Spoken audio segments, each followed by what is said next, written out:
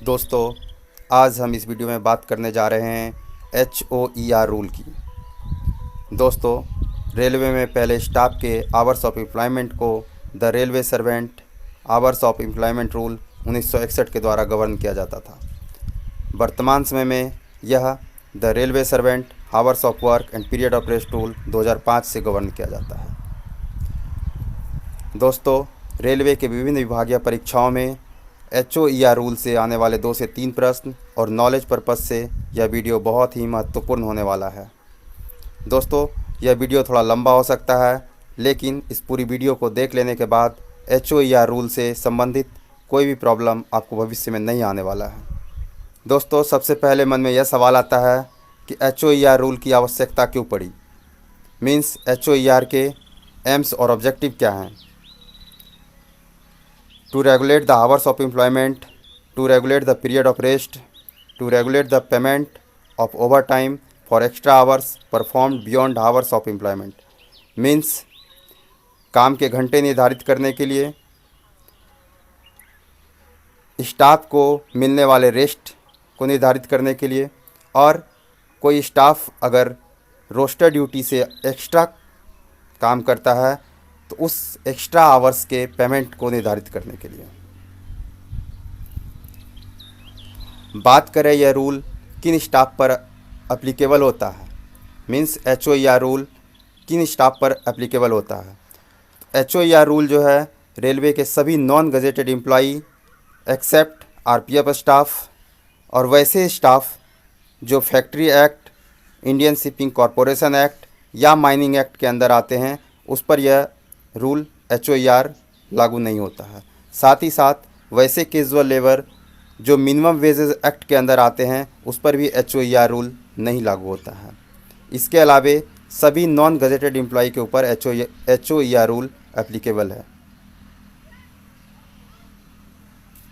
HOER rule के तहत railway के सभी स्टाफ को 4 कैटेगरी में बांटा गया है। इंटेंसिव, इसेंशियली इंटरमिटेंट, कॉन्टीन्यूअस और एक्सक्लूडेड।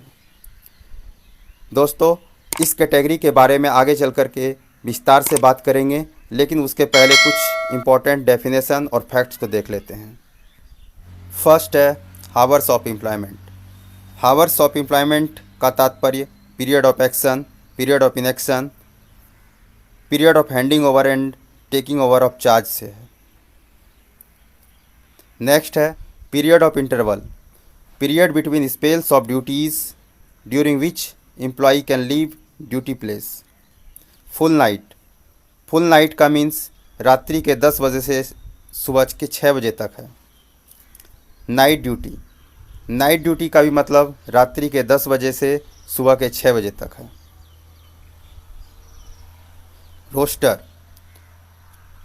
रोस्टर एक ऐसा दस्तावेज है जो अन्य आवश्यक विवरणों के अलावा रेलवे कर्मचारी को प्रतिदिन कितने घंटे ड्यूटी पर रहने की उम्मीद है, साथ ही साथ दैनिक और साप्ताहिक आराम और एक दिन में ड्यूटी के बीच ब्रेक को दर्शाता है। लॉन्ग ऑन का मीन्स ड्यूटी आवर से है। इंटेंसिव रोस्टर के केस में 8 आवर्स, कॉन्टीन्यूअस रोस्टर के केस में 10 आवर्स और इसेंशियली इंटरमिटेंट स्टाफ के केस में 12 आवर्स से है। शॉर्ट ऑफ स्टाफ को मिलने वाले आराम की अवधि से है, जो कि इंटेंसिव वर्कर के केस में 12 घंटे से 6 घंटे की रोस्टर ड्यूटी में 12 घंटे से कम, 6 से 8 घंटे के रोस्टर ड्यूटी में 14 घंटे से कम, कॉन्टीन्यूअस स्टाफ के केस में 10 घंटे से कम और इसेंशियली इंटरमिटेंट के केस में 8 घंटे से कम से है। Sustained attention, this implies mental effort when a railway servant is called upon to display high level of concentration and or physical activities।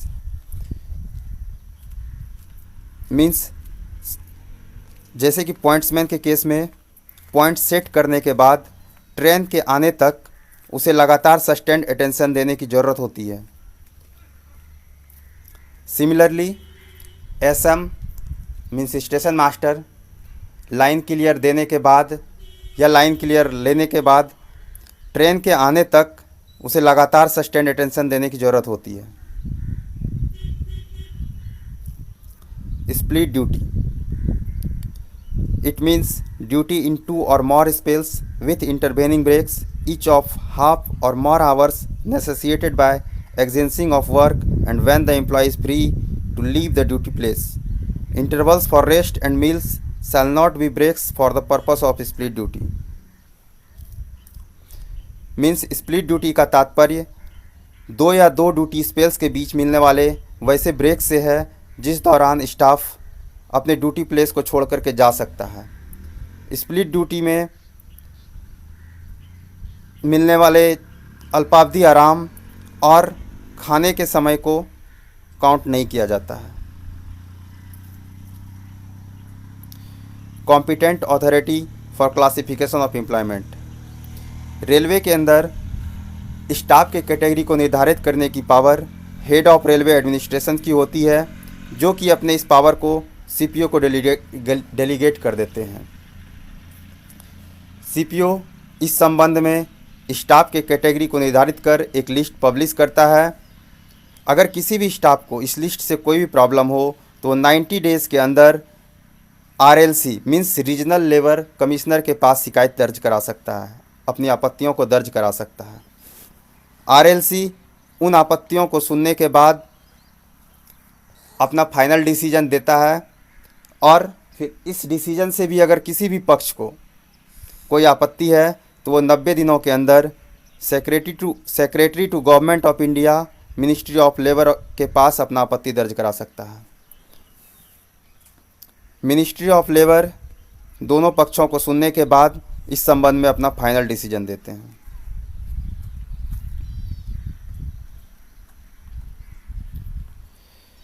जैसा कि हमने पहले बताया था, रेलवे के सभी स्टाफ को 4 कैटेगरी में बांटा गया है: इंटेंसिव, कॉन्टिन्यूअस, इसेंशियली इंटरमिटेंट और एक्सक्लूडेड। बात करें इंटेंसिव कैटेगरी की तो intensive category means strenuous nature of work involving continuous mental और फिजिकल अटेंशन विथ लिटिल और no period of relaxation.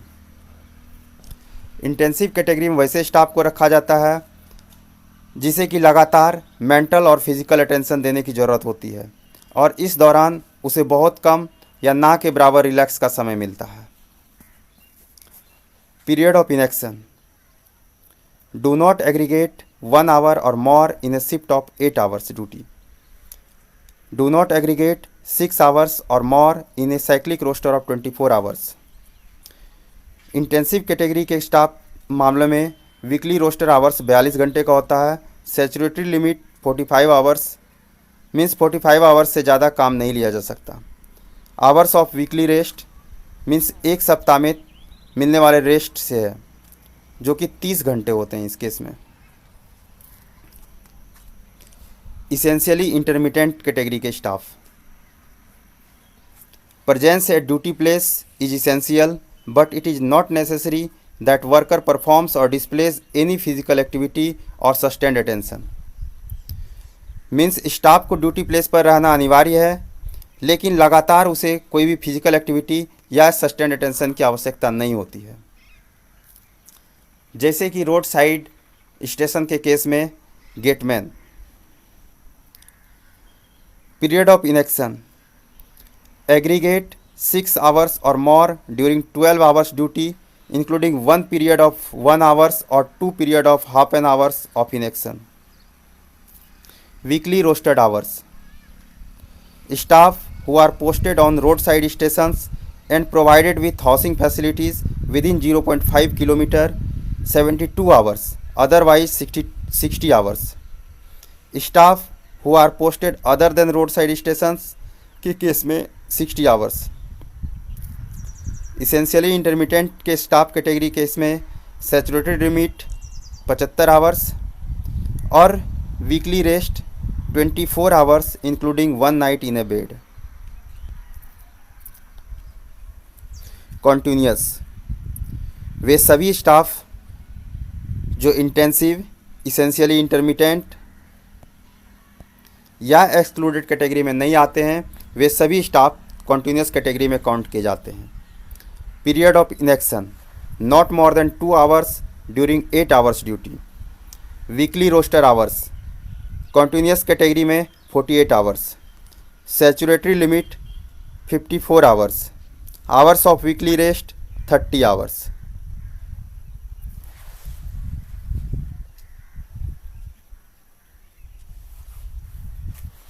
Excluded.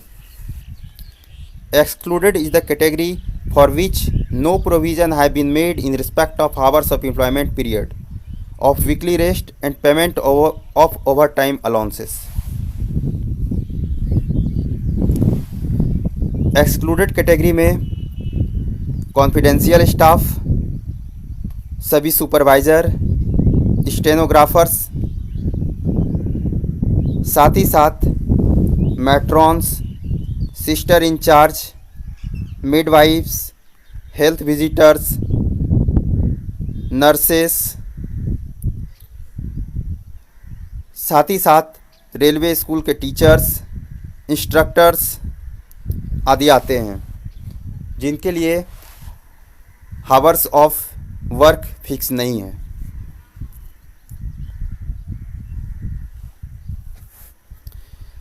अगर हम इंटेंसिव, इसेंशियली इंटरमिटेंट, कॉन्टीन्यूस और एक्सक्लूडेड के आवर्स ऑफ वर्क और पीरियड ऑफ रेस्ट को समराइज़ करें तो इंटेंसिव कैटेगरी के केस में hours of work 42 hours, saturated limit 45 hours, साथ ही साथ रेस्ट 30 आवर्स। इसेंशियली इंटरमिटेंट के केस में रोड साइड स्टेशन और क्वार्टर अगर 0.5 किलोमीटर के अंदर है तो काम के घंटे 72, saturated limit 75, rest 24 hours including full night. Continuous case में 48 hours, saturated limit 54 hours, rest 30 hours है। साथ ही साथ पीरियड ऑफ एवरेजिंग, जिसके बारे में आगे चल करके देखेंगे, जो इंटेंसिव केस में 14 दिन मीन्स 2 वीक पे लागू होता है, इसेंशियली इंटरमिटेंट के केस में 7 डेज़ पर और कंटिन्यूस स्टाफ के केस में 14 डेज़ पर। Principle of averaging: the hourly rate of overtime will be worked out on the basis of roster hours over the period of averaging.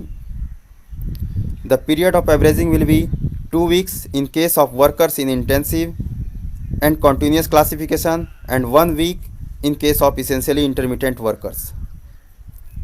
The principle of averaging will apply to the following categories: running staff, operating staff, shift workers, साथ ही साथ those whose work is connected with the work of above 3 categories. Roster duty से extra किए गए काम के घंटों को के पेमेंट के लिए प्रिंसिपल ऑफ एवरेजिंग का इस्तेमाल किया जाता है। Periodical rest: railway servant who belongs to intensive और continuous category shall be granted every week commencing on a Sunday rest of not less than 30 consecutive hours, and whose employment is essentially intermittent shall be granted rest of not less than 24 hours including a full night. No railway servant classified as intensive, continuous or essentially intermittent shall be called on duty unless he has had a rest of not less than 12, 10, 8 consecutive hours respectively through the rest givers. Means intensive, continuous और essentially intermittent को तब तक duty पर नहीं बुलाया जा सकता है दोबारा जब तक कि इंटेंसिव 12 घंटे, कॉन्टीन्यूस 10 घंटे और इसेंशियली इंटरमिटेंट 8 लगातार घंटे रेस्ट ना कर चुके हों। लोकोमोटिव और train running staffs shall be granted each month a rest of at least 5 period of not less than 22 consecutive hours each, or a rest of at least 4 period of not less than 30 consecutive hours each. The hours of work for this purpose shall be calculated as signing on to signing off. Compensatory period of rest: no railway servant in respect of whom in exceptions has been made under Rule 9 shall be required to work for more than 14 days without a period of rest and shall be provided with compensatory rest within this period। Means कोई भी rail कर्मचारी जिसके संबंध में इस नियम के तहत छूट दिया गया है को बिना आराम कराए 14 दिनों से अधिक ड्यूटी नहीं कराया जा सकता है और इस दौरान उसे कॉम्पेंसेटरी रेस्ट दिए जाने का भी प्रोविज़न है।